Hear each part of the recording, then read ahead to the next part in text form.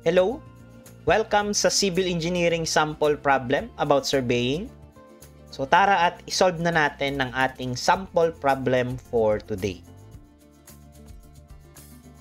So the profile of the ground surface along with the center line of the roadway is sloping uniformly at a grade. At station 5+400, the cross-sectional area is 20.59 square meters in fill. And the finished roadway slopes upward, producing a cross-sectional area of 28.6 square meters in cut at station 5+850. The stationing of the balancing point is 5+650. So ito given. Freehold distance natin is 50 meters. Cost of haul natin is 0.20 per meter station. And cost of borrow natin is 4 pesos per cubic meters. And then, compute the length or compute the limit of the economical hole. And then B, compute the stationing of the limits of the freehold distance. And last question, ating question C, compute the freehold volume. Okay. So first is let's illustrate kung ano ba yung ating mass diagram dito sa ating sample problem. So as you can see, yung ating first data na binigay at station 5+400, yung cross-sectional area daw is 20.59 infill. Ayan, so yung ating first given ay infill. So kaya ganyan yung ating naging itsura ngayon. So fill ngayon tayo. So, from this station, so meron tayong 5+400. So, correct lang natin to. It is 20.59. Ayan, kulang lang siya ng 59. So, infill yan. So, tatambakan yan, kaya pababa. And then, yung ating finished roadway slopes, upward, producing a cross-sectional ng 28.6. So, ito yung magiging endpoint natin. At station 5+850. And then, ang ating balancing point ay 5+650. Ayan. So, first, since ang mga tinatanong lang naman is yung ating limit of economical haul, which is a formula naman yan. So, kahit hindi na natin i-layout dyan yung mga waste, borrow, since wala naman tinatanong na volume ng waste, borrow, or borrow. Okay? So, since ang tinatanong is a freehold volume, tsaka economical haul, so, meron tayo dyang FHD, remember? So, ito, sa ating mass diagram. So, layout natin yan. So, walang binigay na station ngayon dito. So, ito is unknown pa yan. So, let's say, ito ay hindi pa nakaplat. Wala pa yan. Hindi pa yan binibigay. And then, wala rin tayong distance. So, you can see sa problem. So, hindi, ito lang talaga bare na madodrawing mo. So, ayan lang. So, pag ganyan is, lagay mo yung freehold distance na 50. So, yun nga, magkakaroon tayo dyan ng 50 minus x, as you can see. And then, yung kabila naman is x. So, lagay mo na lang dito h, and then dito sa kabila, y. So, mamaya is, solve natin yan, or gagamitin natin yan sa ating question number 2. And then, let's solve na yung ating first question. Yung ating limit of economical haul. Limit of economical haul. Limit of economical haul. Ayan. So, meron tayong formula dyan. So, madali lang naman yung formula nyan. LEH equals yung ating cost of borrow multiplied by C, yung ating interval per station, over yung ating cost ng ating cost of haul. So, meron tayo plus yung ating freehold distance. So, meron tayong given. May CB na ba tayo? Cost of borrow. Ayan. Yung ating, ito, is yung ating interval per station. So, commonly, pagka hindi binibigay, so, meron tayo dyan. C equals 20. So, pagka hindi ibinigay sa given, C equals 20 na lang tayo. So, ang common naman kasi na interval natin is 20 pag nag-i-stationing tayo. Okay? So, pag hindi binigay, edi 20. Pag binigay, edi kung ano yung binigay na value. Okay? So, since wala namang sinabi dito na interval ng ating station, so, yun na lang yung ating gagamitin. 20. Okay? So, yung ating C sub H, so meron naman tayo dyang cost of hole. Ayan. Per station. So, yun na lang yung ating gagamitin.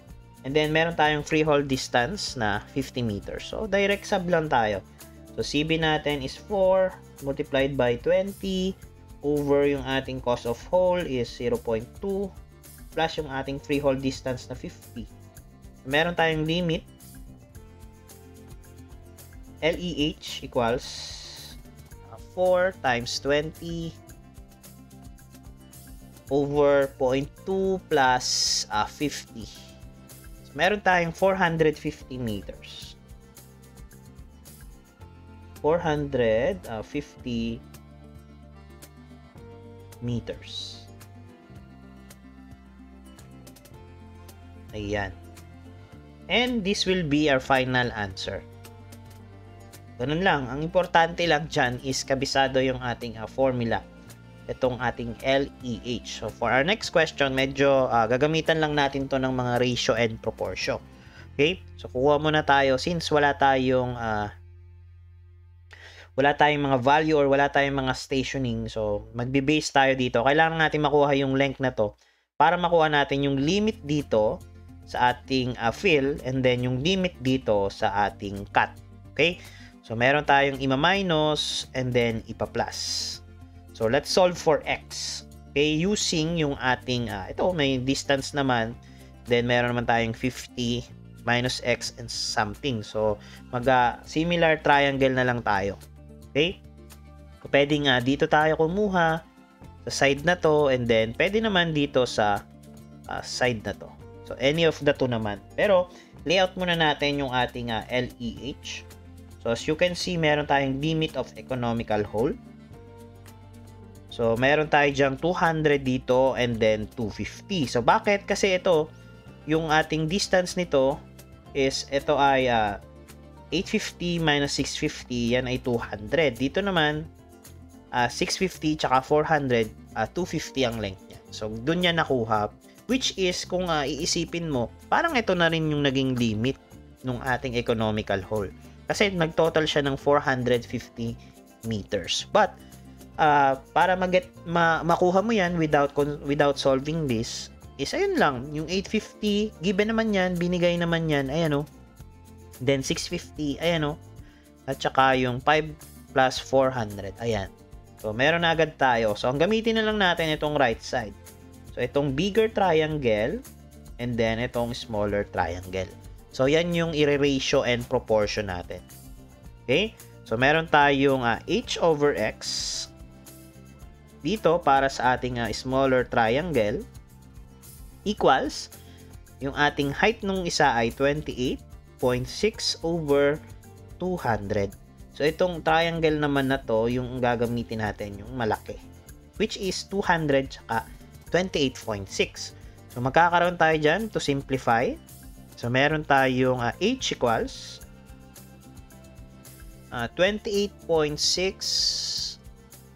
divide natin sa 200. Meron tayong 0.143. So, 0.143x. So, this will be our equation 1. Okay, so next. So, yung kabila naman, yung kukunin natin, dito naman tayo sa left side. So, meron tayong y over yung ating 50 minus x. So, ito siya. Yung maliit na triangle. So, yung height natin and then yung base. So, ito, ayusin ko lang para magmukhang y. Ayan. Equals. So, dito naman tayo, yung bigger triangle naman. Ayan. So, meron tayo dyang 20.59 over yung ating 250. So, meron tayong y equals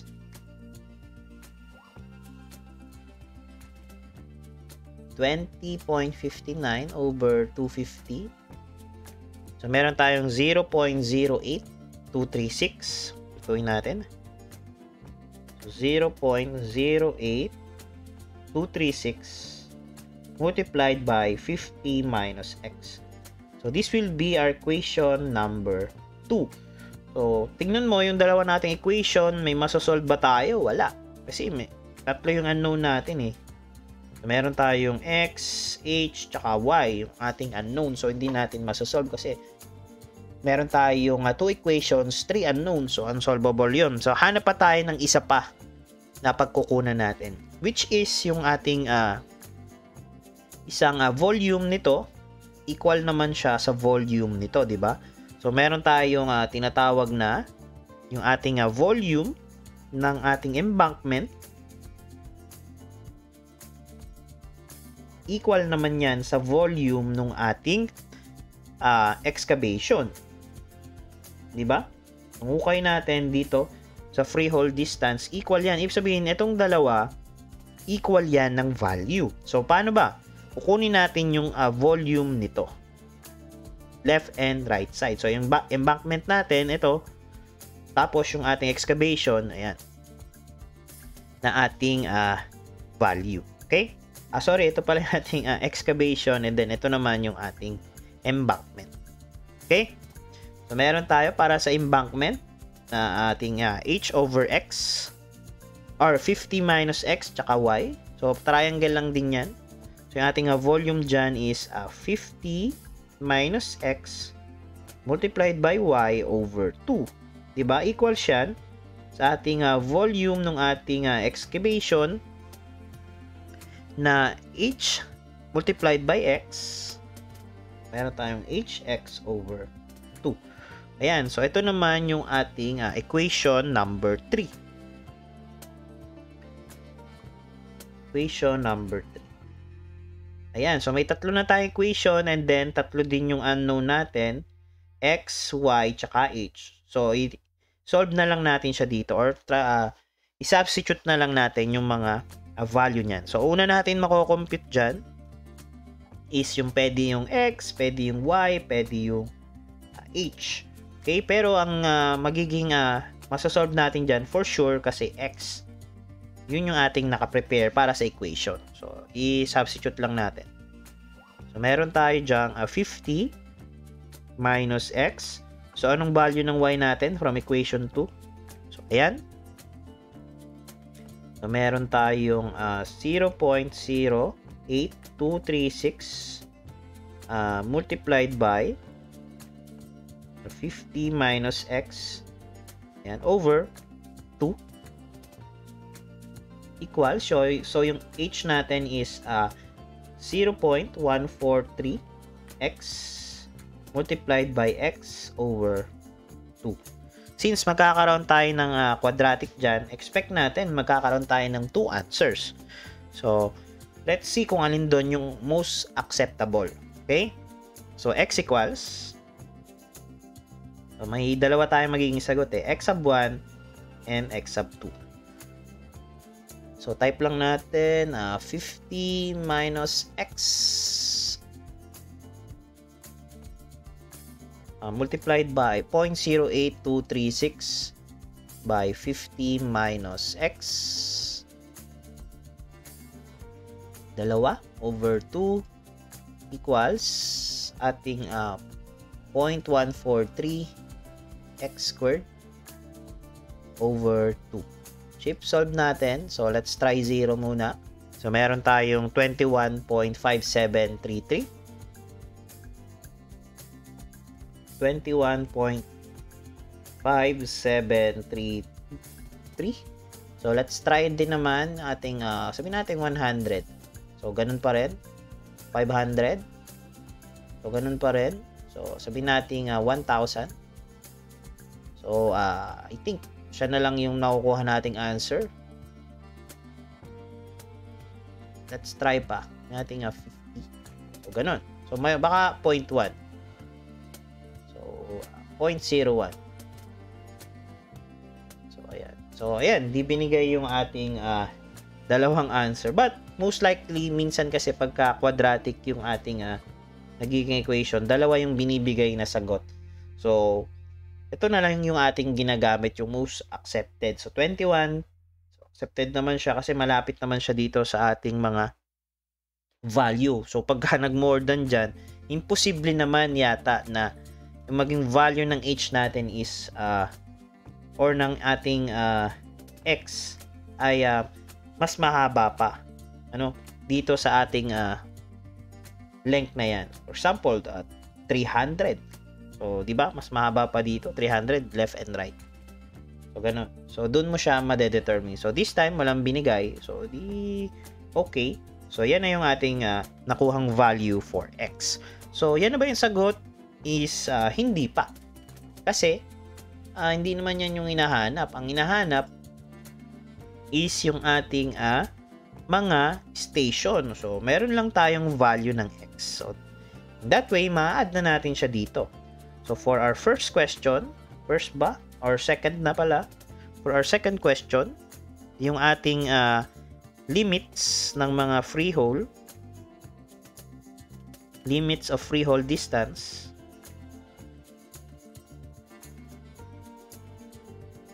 so, meron tayong value na for x muna dito.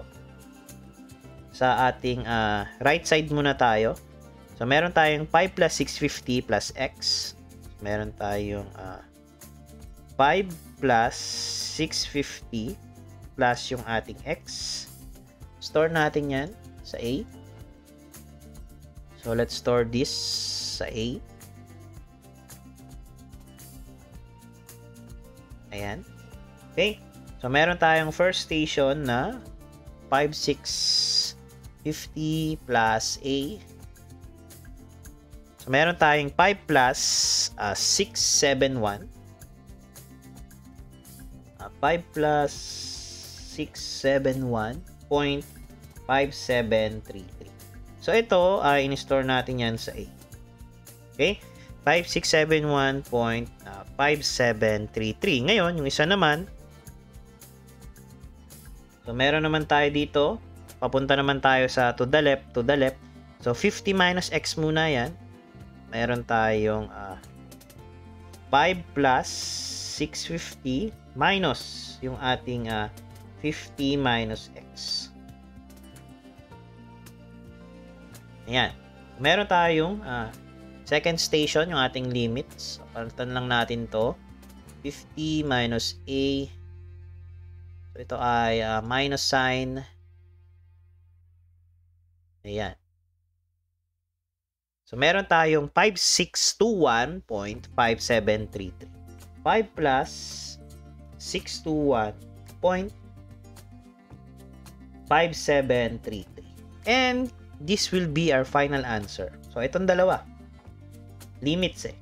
Left and right side yung ating limit. Sa left, ito. Sa right, ayan. Okay?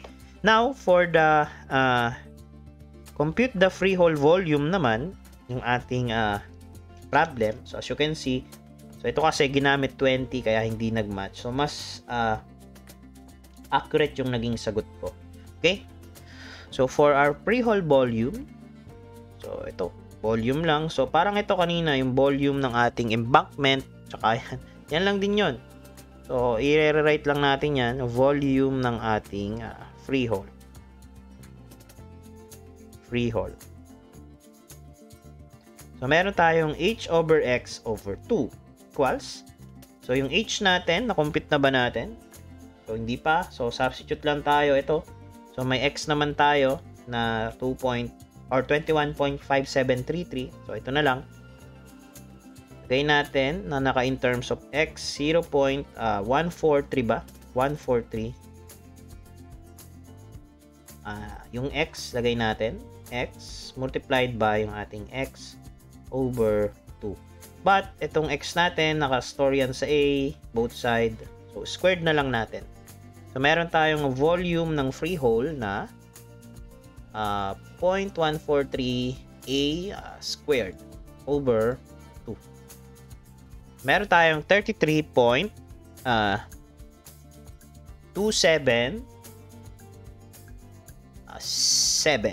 So, meron tayong 33.277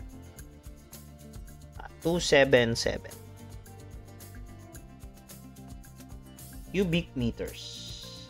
Ayan. And this will be our final answer. Yun. So, ganun lang. Okay? So, let's do a recap ng ating mga naging sagot. For our first question, the limit of economical hole is 450 meters. Then, for our second question, the limits of free hole distance. So, meron tayong dalawa. From the right side, meron tayong 5 plus 671.5733. Sa left side naman natin is 5 plus 621.5733. And then, para sa ating volume, meron tayong 33.277 cubic meters. Ayun, and that would be all. And thank you for watching.